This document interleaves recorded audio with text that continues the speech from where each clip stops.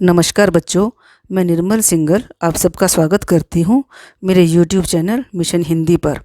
आज मैं जिस पाठ के साथ उपस्थित हूँ उस पाठ का नाम है लखनवी अंदाज और जिसके लेखक हैं यशपाल। यशपाल जी का जन्म सन 1903 में पंजाब के फिरोजपुर छावनी में हुआ। प्रारंभिक शिक्षा कांगड़ा में ग्रहण करने के बाद लाहौर के नेशनल कॉलेज से उन्होंने बीए किया। वहाँ उनका परिचय शहीद भगत सिंह और सुखदेव से हुआ। शहीद भगत सिंह और सुखदेव के बारे में तो आप जानते हैं ना बच्चों, दोनों ने ही अपने देश की खातिर अपनी जान की बाजी लगा दी थी।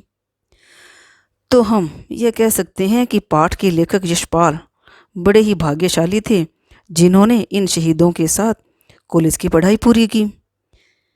स्वाधीनता संग्राम में भाग लेने के कारण वे कई बार जेल भी गए और उनकी मृत्यु सन 1976 में हो गई। उन्होंने बहुत सी कहानियाँ तथा उपन्यास भी लिखे। तो उनकी प्रमुख कहानियाँ निम्नलिखित हैं, जैसे ज्ञानदान, तर्क का तूफान, पिंजरे की उड़ान, वाह धुलिया, फूलों का कुर्ता आदि। इनके कुछ उपन्यास भी उल्लेखनीय हैं, जैसे अमिता, दिव्या, पार्टी कामरेड, दादा कामरेड, मेरी तेरी उसकी बात आदि। इनका झूठा सच उपन्यास भारत विभाजन की त्रासदी का मार्मिक दस्तावेज है। लखनवी अंदाज नामक प्रस्तुत पाठ में लेखक ने वास्तविकता की उपेक्षा कर एक बनावटी जीवन शैली को अपनाने वाले सामंती वर्ग पर व्यंग्य किया है। इस पाठ में लेखक ने एक ऐसे नवाब का वर्णन किया है जो लेखक के सामने अपनी नवाबी या अमीरी का प्रदर्शन करने के लिए हीरे की फांकों को खाने की बजाय सूंघ कर खिड़की से बाहर फेंक देता है और डकार लेने का नाटक करता है। उसके इस व्यवहार से लेखक सोचता है कि इस तरह तो बिना घटना, विचार और पात्रों की नई कहानी भी तो लिखी जा सकती है। बच्चों, इस कहानी में लेखक ने यह बताने का प्रयास किया है कि आज नवाबों की नवाबी नहीं रही, फिर भी वे नवाबी का अहंकार लिए खुद को आम लोगों से ऊंचा समझते हैं। लखनवी अंदाज पाठ को अच्छी तरह से समझने के लिए हम एक नज़र डालते हैं इसके कुछ बिंदुओं पर जो निम्नलिखित हैं। बच्चों, समय को देखते हुए मैंने इन बिंदुओं की रिकॉर्डिंग नहीं की है। आप इन बिंदुओं को अपने अनुसार पॉज करके, फॉरवर्ड करके, रिवाइंड करके जैसे चाहें इन्हें देख सकते हैं। वैसे मैंने एक एक बिंदु को आगे भी एक्सप्लेन कर दिया है, तो आप इन्हें आगे भी देख सकते हैं। इन बिंदुओं को पढ़ने से आपको पूरा पाठ आसानी से समझ में आ जाएगा। लगता है आपने सारे बिंदु पढ़ लिए होंगे।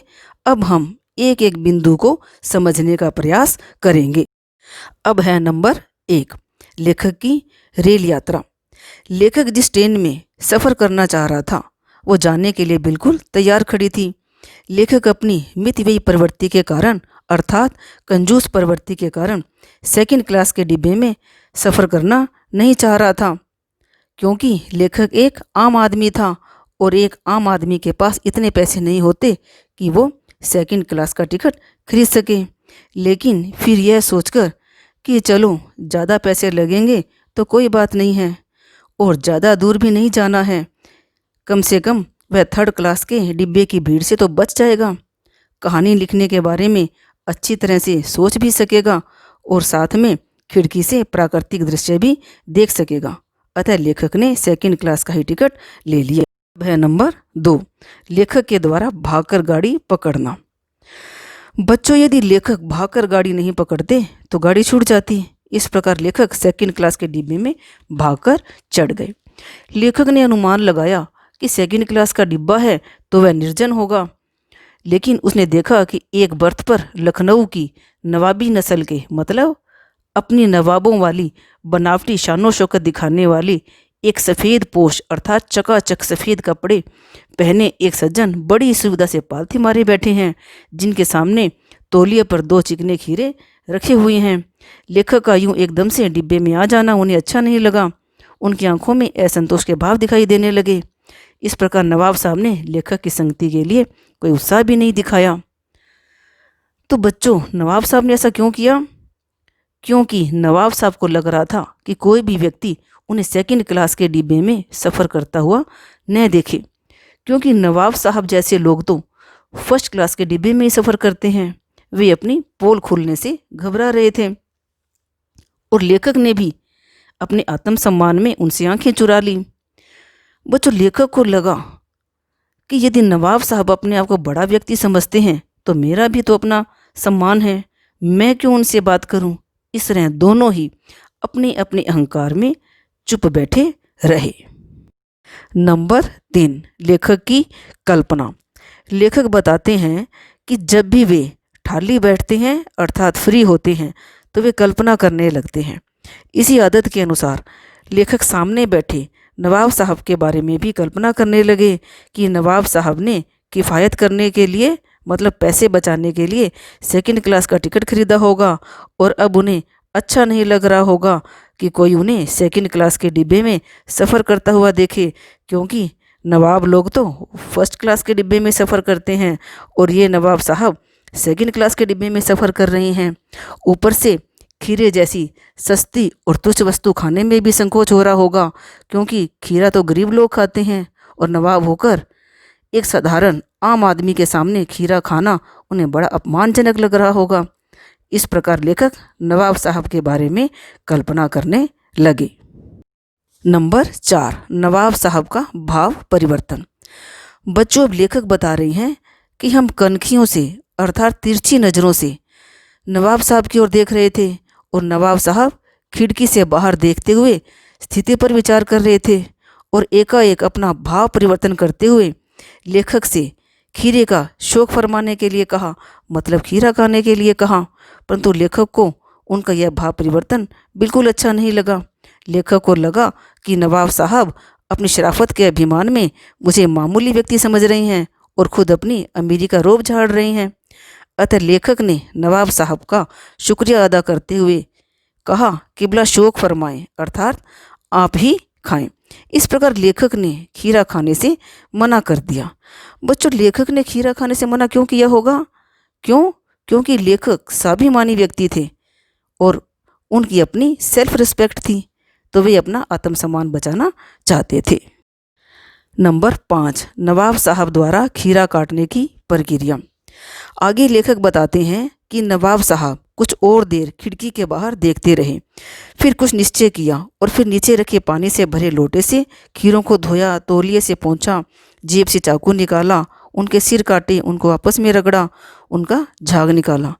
बच्चों, ऐसा माना जाता है कि खीरों को आपस में रगड़कर झाग निकालने से उनका कड़वापन दूर हो जाता है और नवाब साहब ने भी वैसा ही किया।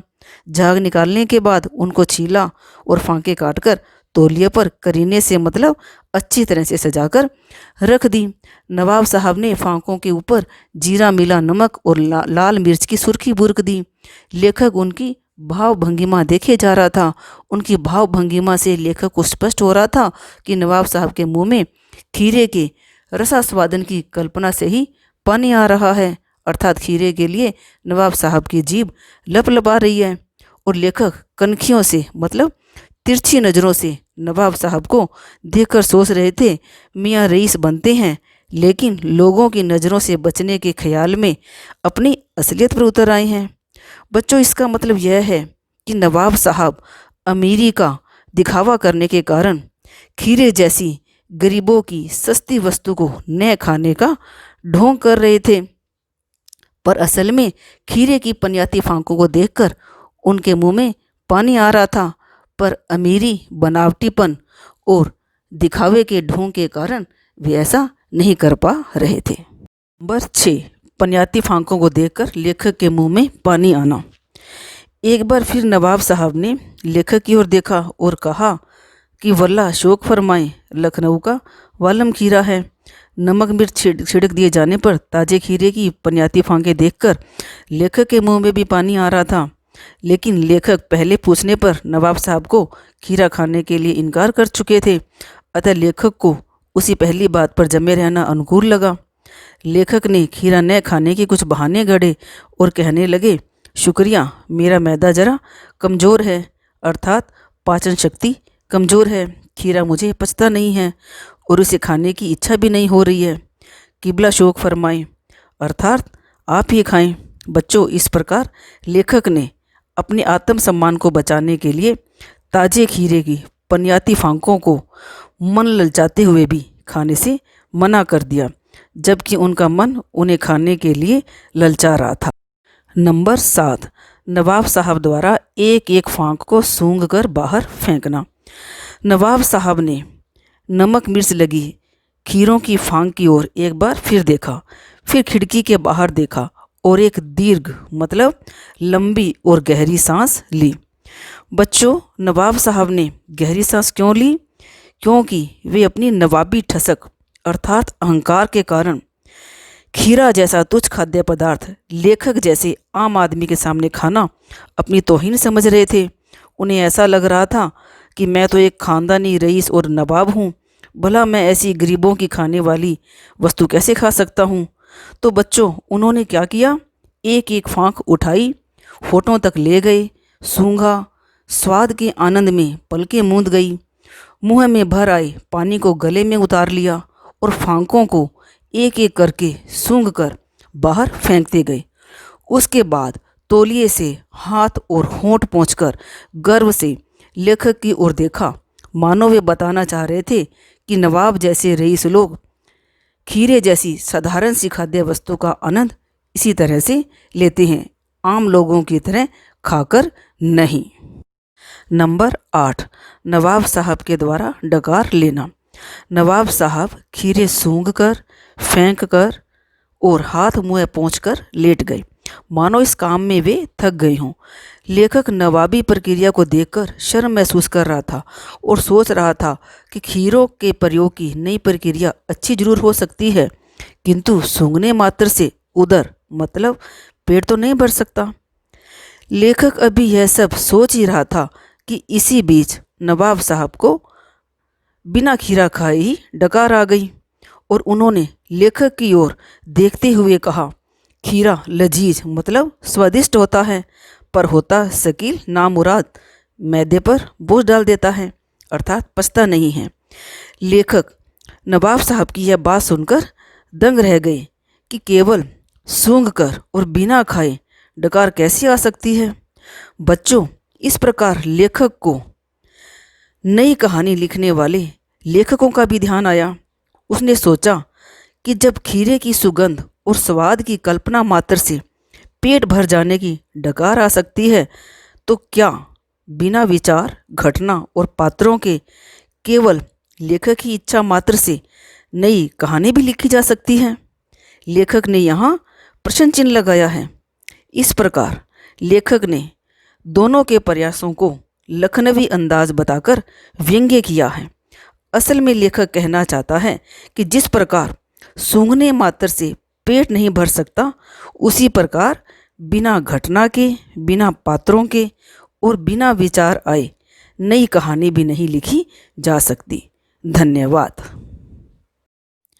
बच्चों, परीक्षा की तैयारी के लिए पाठ से संबंधित कुछ प्रश्नों के उत्तर मैंने आसान तरीके से व बिंदुओं सहित बनाए हैं।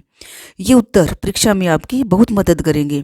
इसी तरह से आप स्वयं भी बाकी प्रश्नों को तैयार कर सकते हैं। यदि आप ऐसे ही और प्रश्नों के उत्तर मुझसे चाहते हैं तो नीचे दिए गए कमेंट बॉक्स में अपनी राय भी दे सकते हैं।